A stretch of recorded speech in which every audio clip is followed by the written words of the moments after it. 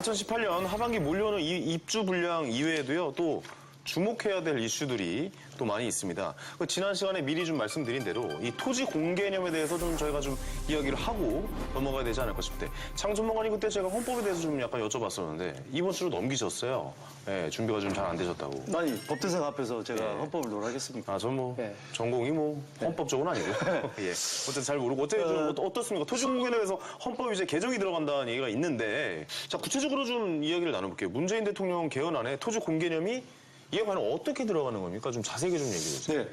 헌법 제28조 2항에 국가는 토지의 공공성과 합리적 사용을 위하여 필요한 경우에 한하여 특별한 제한을 하거나 의무를 부과할 수 있다는 그 기존 조항인데 자, 여기에 법률로서 법률로서 이 네 글자 법률로서라는 문구를 추가한 거죠. 법률로서. 즉 이거 좀 다시 한번 읽어보면 국가는 토지의 공공성과 합리적 사용을 위하여 필요한 경우에 한하여 법률로서 특별한 제한을 하거나 의무를 부과해서 바꾼 겁니다. 그렇습니다. 이게 이제 최근에도 아마 몇 개 단지 재건축을 앞두고 있는 몇 개 단지에서 소송을 했는데 각하가 났잖아요. 그거는 제 생각에는 이게 토지 공개념으로서 명시하기 전에 빨리 소송 걸어서 그렇죠. 하려고 했던 그런 어떤 의도가 있었는데 각하가 된 거죠.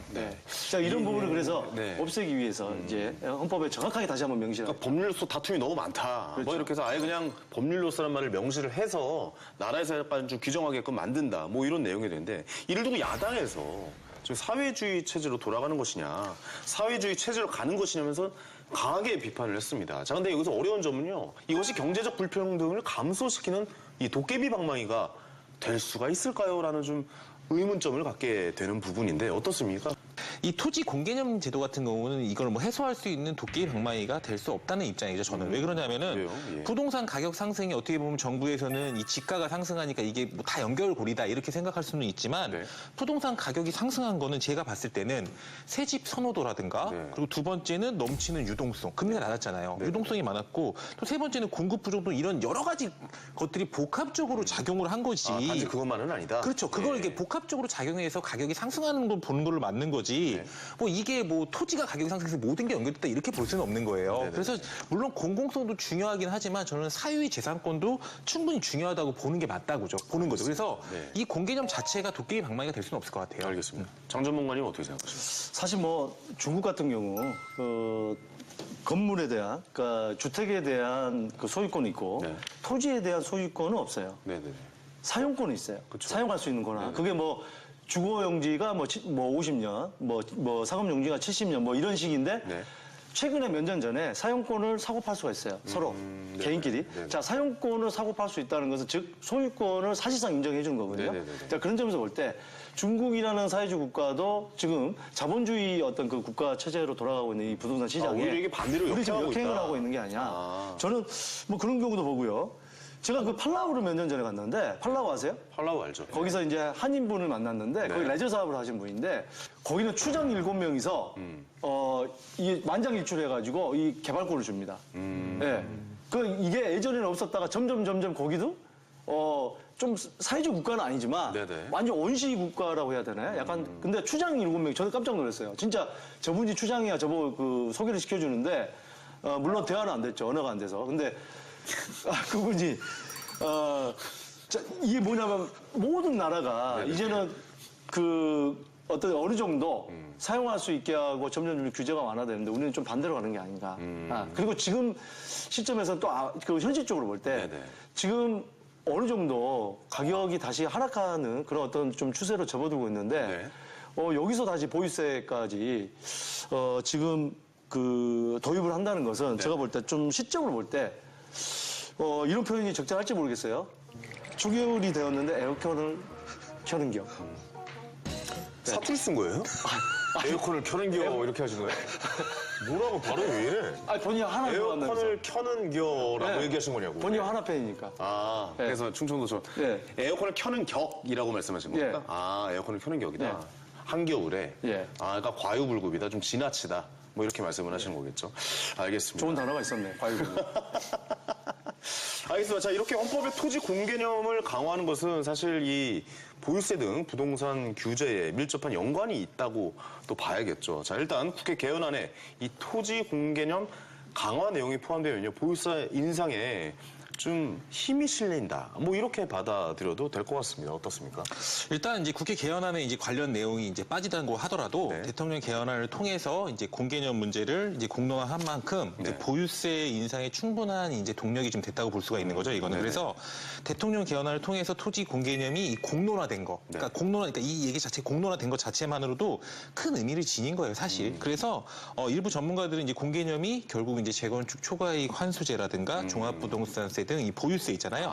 네. 이 강화로 이제 기결이 돼서 사유재산을 침해할 가능성이 크다고 바라보고 있는 거죠. 지금 약간 이게 거기로 가고 있는 길이다. 가고 있는 이제 길인 거죠. 근데 지금 시점에서는 우리나라는요, 좀 다른 어떤 나라보다도 조금 부동산에 대해서 좀 다른 어떤 그 측면을 좀 봐야 되지 않을까. 왜요?